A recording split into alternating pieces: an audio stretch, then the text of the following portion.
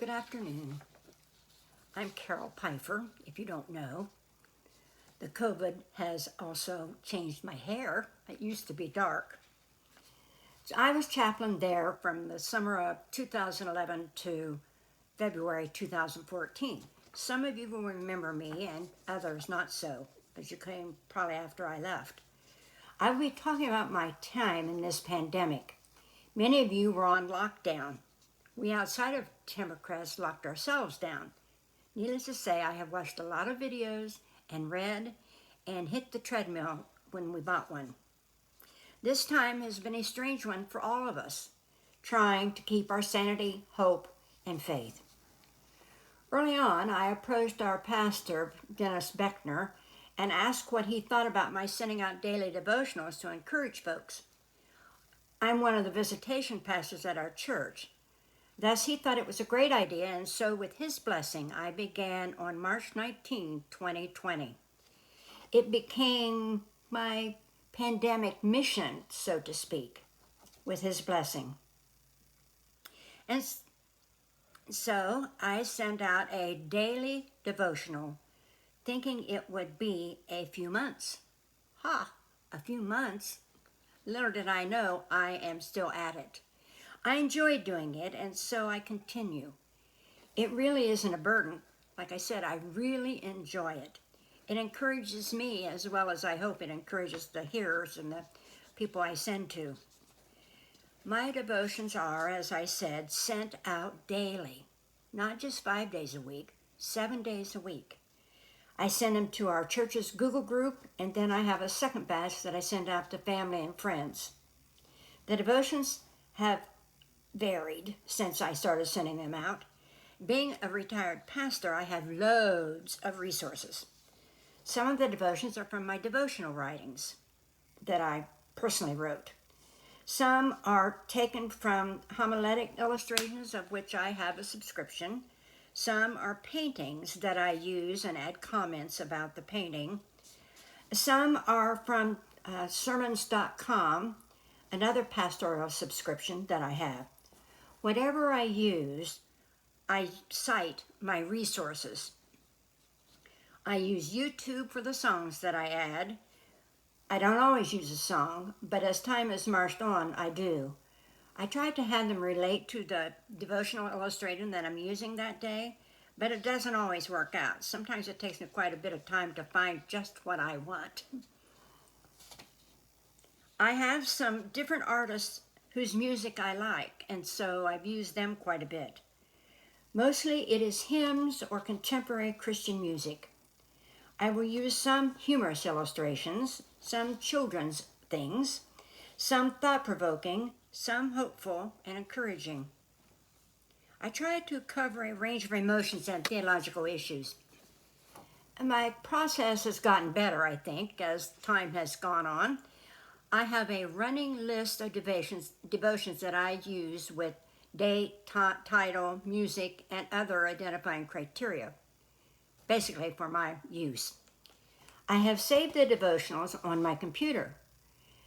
My computer engineering son showed me how to schedule send so that I can schedule them to go out on any date or time that I choose without my having to get up early to send them. The wonder of computers. I usually try to work ahead so that I don't stress out about what the next day's devotion will be about.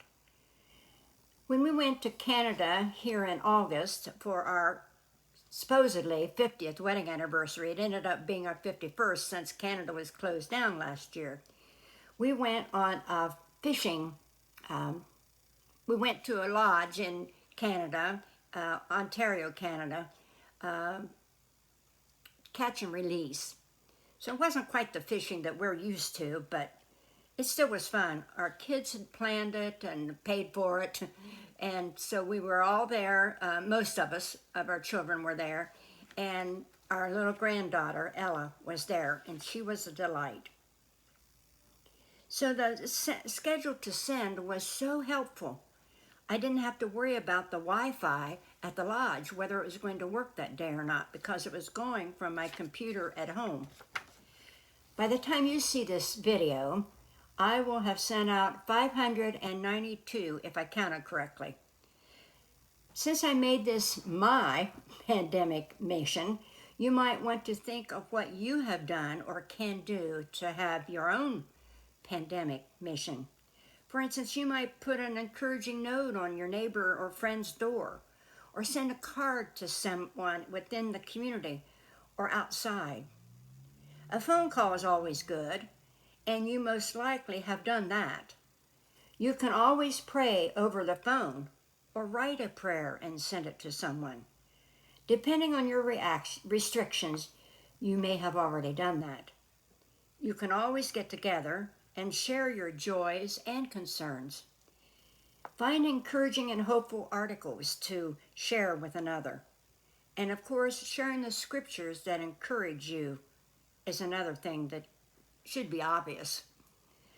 Form a pandemic prayer group. For every fear or doubt you have, come up with a positive word or thought. These are just a few suggestions. You may have done them all or none of them, I don't know. I do know that one resident was making masks, and I had the pleasure of having one of those masks. We don't know how long this pandemic will last or how long we will be moving between lockdown, quarantine, and what we think of a life returning to normal. This may be our new normal. So working to make it positive will get us through. I want to share a few of the devotions before closing. This devotion comes from www.sermons.com by King Duncan. I've used a number of his. I sort of like what he writes. This is called The Fellowship of the Bearers of Cold Water. This will give you an example of the kind of things that I have sent out. An old man named Calvin lived a good life as a farmer for years. One day, an evangelist came to the community, and in the course of his stay, visited Calvin and asked him what denomination he was. Calvin answered the question like this: "My grain gets ready for selling after I've harvested it and packaged it. I can take it to town by any one of 3 roads: the river road, the dirt road, or the highway. But when I get my grain to town and go to the buyer or to sell him what I have, he never looks at me and asks, 'Calvin, which road did you take to get your grain to town?' What he does do is ask me if my grain is any good." Friend, is your grain good? The grain of your discipleship? That's all that really matters. When we get to heaven, we will probably find some Roman Catholics, some Baptists, and some Presbyterians, even maybe some Church of the Brethren. Well, hopefully. And they'll be just as surprised to see us as we will to see them. But we will all belong to just one fellowship. Let's call it the Fellowship of the Bearers of Cold Water. We will all be people who have lived out our discipleship through acts of kindness to others. That was by King Duncan. Another one came from Christian Globe Network's Humor from Christian Globe. I try to include humor, as I said before. An elderly woman who had suffered a multiple hip fracture asked her doctor, "How long must I stay in bed?" His answer, 1 day at a time. And that is all that any of us can do, isn't it? Take 1 day at a time. This humorous joke reminded me of an old gospel song, "One Day at a Time." It still rings true today. There are a number of versions, and the words might be slightly different, but it has a good message. Some of the words are, and it's by Merle Haggard happened to sing this, "One day at a time." "I'm only human, I'm just a man. Help me to believe in what I could be and all that I am. Show me the stairway that I have to climb. Lord, for my sake, teach me to take one day at a time. One day at a time, sweet Jesus, that's all I'm asking from you. Give me the strength to do every day what I have to do. Yesterday's gone, sweet Jesus, and tomorrow may never be mine. So, for my sake, teach me to take one day at a time. And lastly, another illustration from esermons.com called Different Wavelengths. Somewhere I read about some aspiring psychiatrists who were attending their first class on emotional extremes. Just to establish some parameters, the professor, Mr. Jones, Mr. Jones, what is the opposite of joy? Sadness, said the student. And the opposite of depression, Mr. Smith? Elation. How about the opposite of woe, Mr. Brown? Well, I believe that's giddy up, the student replied. Giddy up? I commented on this illustration because it reminded me of a time in my life. It's not quite what the professor was expecting. Giddy up? The opposite of elation? It all depends on what track your mind is on. I oftentimes find that I'm not on the same wavelength. For instance, when in college history class, the professor asked us students how Christopher Columbus got to America, I think I was half asleep. And so when he called on me, I was thinking, that's a stupid question. And I answered, by ship.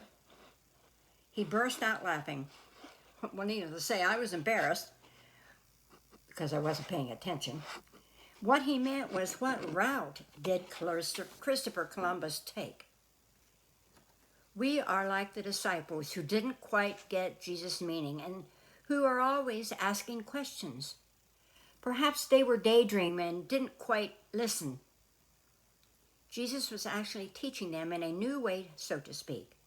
Sometimes the spiritual things do seem to pass us by in meaning. We're on different wavelengths, all of us. So we're encouraged to keep listening, keep digging into Scripture, keep searching. In this Scripture, Philip asked Jesus a question. John 14, 8-11, Philip said to him, Lord, show us the Father, and we will be satisfied. Jesus said to him, have I been with you all this time, Philip, and you still do not know me? Whoever has seen me has seen the Father. How can you say, show us the Father? Do you not believe that I am the Father and the Father is in me? The words that I say to you, I do not speak on my own, but the Father who dwells in me does his works. Believe me that I am in the Father and the Father is in me. But if you do not, then believe me because of the works themselves. This was taken from the NRSV version. Philip was on a different wavelength, and he has missed what Jesus' mission is about. Yet, Jesus explains further. Are we to think that God will not enlighten us when we seek God or are misinformed? It may not be immediate, but in His time. I used the song for this devotion called In His Time, and I used the one that was sung by Don Moen.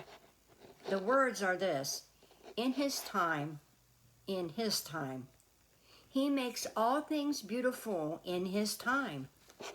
Lord, please show me every day as you're teaching me your way, that you do just what you say in your time, in your time, in your time. You make all things beautiful in your time. Lord, my life to you I bring. May each song I have to sing be to you a lovely thing in your time. Lord, please show me every day as you are teaching me your way, that you do just what you say in your time, in your time, in your time. You make all things beautiful in your time. Lord, my life to you I bring. May each song I have to sing be to you a lovely thing in your time. Be to you a lovely thing in your time. May you each find your mission in this pandemic. Be blessed and bless others. Thank you.